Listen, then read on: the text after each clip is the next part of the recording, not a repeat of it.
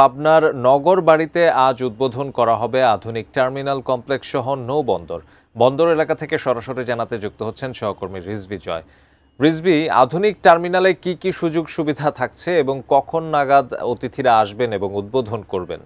ধন্যবাদ তারিক। দীর্ঘ ৮ বছরের নির্মাণযজ্ঞ শেষে আজ কিন্তু একটি মাহেন্দ্রক্ষণ এই বিআইডব্লিউটি এর জন্য, এবং তারা বলছেন যে বিআইডব্লিউটি এর যতগুলো প্রকল্প এ যাবৎকালে নেওয়া হয়েছে এটি সবচেয়ে বড়। ৫৬৩ কোটি টাকা ব্যয়ে সর্বাধুনিক সুযোগ সুবিধা নিয়ে এই টার্মিনাল কমপ্লেক্স নির্মাণ শেষ হয়েছে এবং কিছুক্ষণের মধ্যেই ১১টা নাগাদ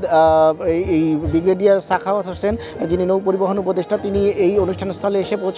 পৌঁছবেন এবং আনুষ্ঠানিক উদ্বোধন ঘোষণার মধ্য দিয়ে এর কিন্তু আগে ইতিমধ্যেই কিন্তু এই যে এলাকার অবকাঠামো, এই পুরো ৩৬ একর জায়গা জুড়ে যেই নানা সুযোগ সুবিধা, যেখানে ওপেন হাউস রয়েছে, ওপেন স্টেজ রয়েছে, বাফার গোডাউন রয়েছে এবং মালামাল লোড আনলোডের সব ধরনের সুযোগ সুবিধা রয়েছে, তার মধ্য দিয়ে কিন্তু এটির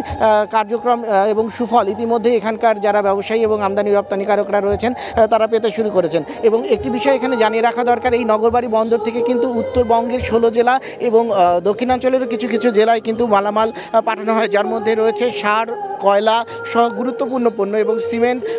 পাথর সহ বিভিন্ন ভারী মালামাল, যেগুলো একেবারে চট্টগ্রাম বন্দর থেকে চাঁদপুর চ্যানেল হয়ে এই নগরবাড়ি বন্দরে আসে এবং এখান থেকে ট্রাক যোগে সব জায়গায় খুব সহজে কম খরচে এই আজকে যে উদ্বোধনের মধ্যে দিয়ে আধুনিক সুযোগ সুবিধা